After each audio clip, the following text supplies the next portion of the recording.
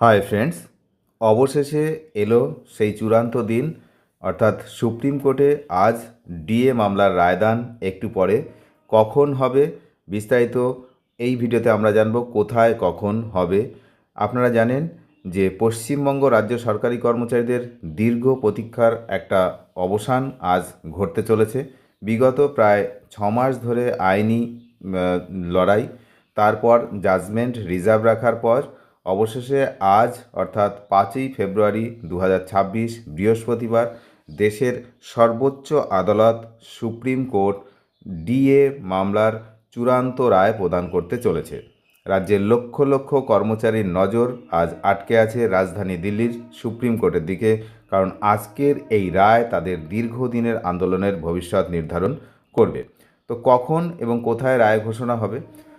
Supreme কোর্টের যে কার্যতালিকা রয়েছে, সেই কজ লিস্ট অনুযায়ী আজ সকালেই এই গুরুত্বপূর্ণ মামলার ফলাফল জানা যাবে, অর্থাৎ ঠিক সময় 10:30।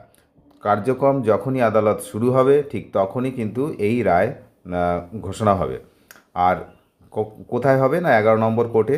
আপনারা জানেন দুজন বিচারপতি সঞ্জয় করল এবং প্রশান্ত কুমার মিশ্রের ডিভিশন বেঞ্চে এই মামলার রায়দান হবে।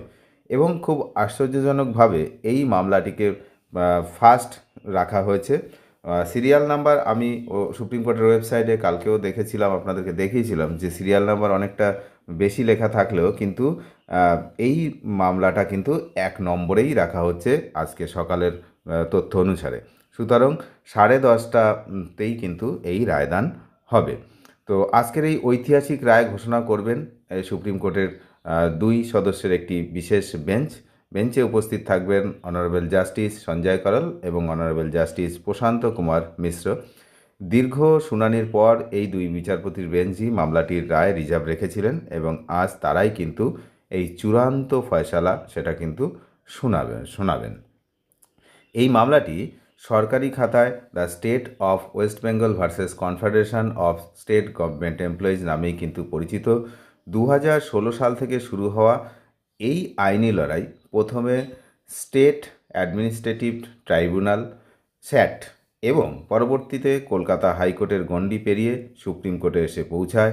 কর্মচারীদের দাবি এই রাজ্য এবং রাজ্যের যে যুক্তি সেগুলোর কিন্তু বিশ্লেষণ হয়েছে, আর তারই সমাপ্তি কিন্তু আজ ঘটতে চলেছে। তো আজ হচ্ছে ইতিহাস একটা রচনা হবে, এমনটাই কিন্তু আমরা বুঝতে পারছি যে দীর্ঘ প্রতীক্ষার পর আজ কিন্তু একটা শুনানি হবে।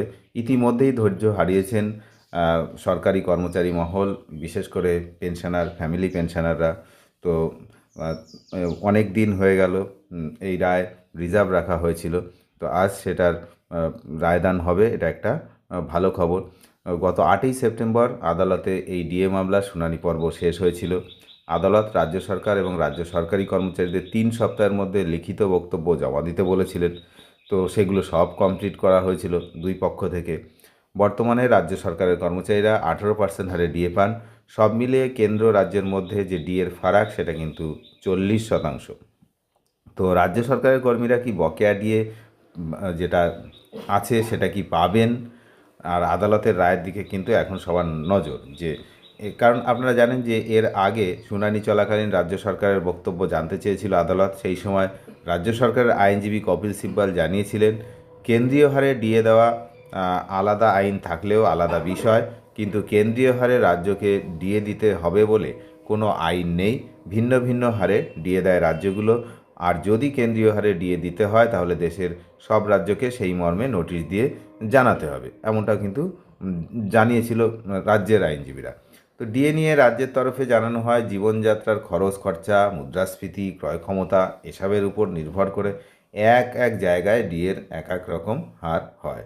কিন্তু রাজ্যের এই সব দাবি মানতে নারাজ ছিল রাজ্যের সরকারি কর্মীদের সংগ্রামী যৌথ মঞ্চ।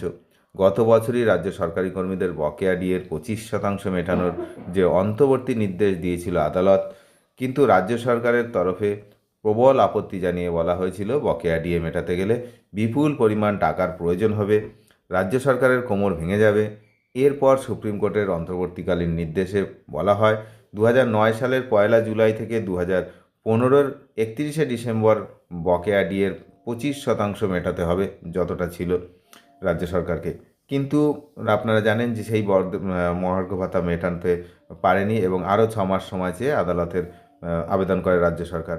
এই গোটা মামলায় মামলাকারীদের তরফে আইনজীবী বিকাশ রঞ্জন ভট্টাচার্য জানায় বিভিন্ন রাজ্যের নিয়ম ভিন্ন। বাংলার নিয়ম ছত্তিশগড়ের জন্য প্রযোজ্য নয়। পশ্চিমবঙ্গ 2010 সাল পর্যন্ত নিজস্ব নিয়ম অনুসরণ করেছে। এরপর 2010 সালের নীতি থেকে সরে আসে রাজ্য সরকার। সেই সময় রাজ্য সরকার যে নিয়ম মেনে চলতো এখন তা অনুসরণ করা হয় না। ট্রাইব্যুনাল এবং হাইকোর্টে যে তাদের যুক্তি সমর্থন করেছে তাও জানান বিকাশ রঞ্জন। কারণ আপনারা জানেন এর আগে টানা 6 বার কিন্তু এই ডিএ মামলার রায় সরকারি কর্মচারীদের পক্ষেই গেছে। তো সেই পর্ব পেরিয়ে অবশেষে ডিএ মামলার রায় ঘোষণা হতে চলেছে। তো বকেয়া ডিএ কি পাবেন পশ্চিমবঙ্গ সরকারের কর্মীরা আজই কিন্তু একটু পরে বোঝা যাবে।